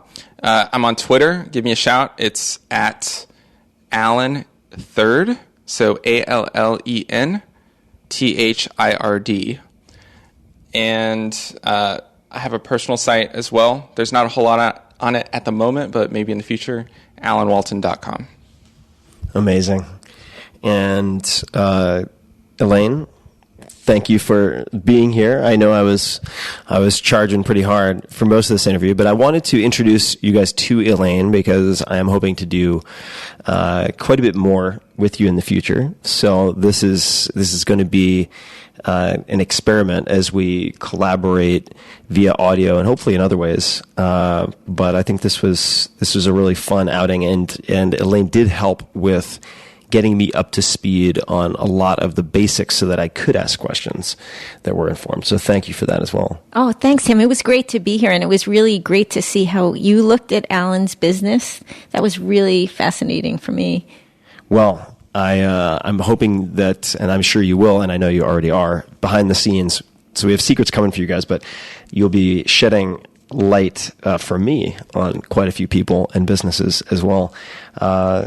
So thank you, Alan. Thank you, Elaine. And to everybody listening, thank you for listening. And you can find show notes, links to everything that we discussed in the show notes, as per usual, tim.blog/podcast. And until next time, maybe you should do some fear setting and dreamlining. And certainly think about what experiments you want to run in the next year. Until next time, bye. Hey guys, this is Tim again. Just a few more things before you take off. Number one, this is 5 Bullet Friday.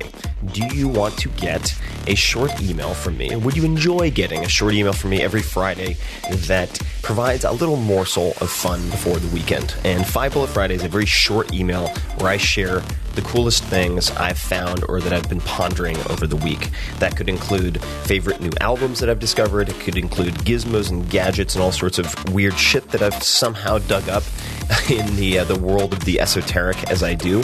It could include favorite articles that I've read and that I've shared with my close friends, for instance. And it's very short. It's just a little tiny bite of goodness before you head off for the weekend. So if you want to receive that, check it out. Just go to 4hourworkweek.com. That's 4hourworkweek.com, all spelled out, and just drop in your email, and you will get the very next one. And if you sign up, I hope you enjoy it. This episode is brought to you by FreshBooks. FreshBooks has become the go-to cloud accounting software for literally millions of small business owners who found a faster, more efficient, and much less stressful way to deal with their numbers. And ultimately, this helps you to focus on what you are best at.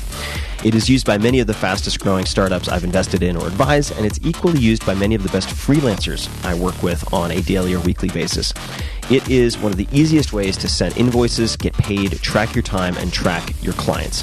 If you're self-employed and managing business sometimes means wrestling with spreadsheets, crumpled receipts, and other scattered pieces, FreshBooks can really help. FreshBooks allows you to do many, many different things very easily. Preparing and sending a polished branded invoice takes about 30 seconds. You can set yourself up to receive online payments from your clients in about 2 clicks, which on average will get you paid twice as fast. Their new proposals feature means you can include a project summary and timeline as part of your estimate. There are many, many other things. Tracking your time. The quick proposals that I mentioned, formatting free, super easy, late payment reminders so you don't have to chase people, automated expenses, sharing files and messages with your clients, award-winning customer service. They are extremely responsive, the interface is super intuitive, and there's almost no learning curve. So, in short, it's easy, it saves you time. And right now, FreshBooks is offering an unrestricted 30-day free trial for all of my listeners. To claim yours, check it out. Go to freshbooks.com/Tim and enter Tim Ferriss in the How Did You Hear About Us section. And that is funky spell TIMFERRISS. So again, go to freshbooks.com/Tim and enter Tim Ferriss in the How Did You Hear About Us section. Check it out. This episode is brought to you by Four Sigmatic, founded by the genius Finns who lit the internet on fire. And you may have heard of their mushroom coffee, which features chaga and lion's mane, which has taken Silicon Valley by storm. I use it pretty much every day, either that or the chaga, which is decaf, as a separate version. And I use both of these primarily for focus and productivity. They just get you going, light you up like a Christmas tree. So you should definitely check it out. People are always asking me what I use for cognitive enhancement, and for right now, this is the answer. I try to force this on all of my house guests. It is a hell of a thing. If I have employees or people come over who are working on projects with me, I always try to feed it to them because I'm going to get the limitless effect and get a lot more out of them. The first time I mentioned this product and Four Sigmatic on the podcast, their product sold out in less than a week, so you may want to check them out soon if you're listening to this. And the coffee tastes like coffee. It takes just seconds to prepare with hot water, and oddly enough, only includes 40 milligrams of caffeine, so it has less than half of what you would get in a regular cup of coffee.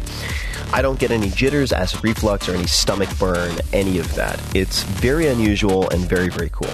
So, if you don't like caffeine, they also offer very strong but caffeine-free mushroom elixirs, which I will sometimes have in the evening. I find chaga specifically to be very, very grounding and earthy. So that is another option. And I have a cupboard full of their products at the moment, which is right around the corner of my kitchen. You can try something. You can try a sample pack, which is great also, right now by going to foursigmatic.com/Tim. That's Foursigmatic, FOURSIGMATIC.com/Tim. And use the code TIM, TIM, to get 20% off of your first order. And they're not that expensive anyway. If you are in the experimental mindset, I do not think you'll be disappointed. So try them out.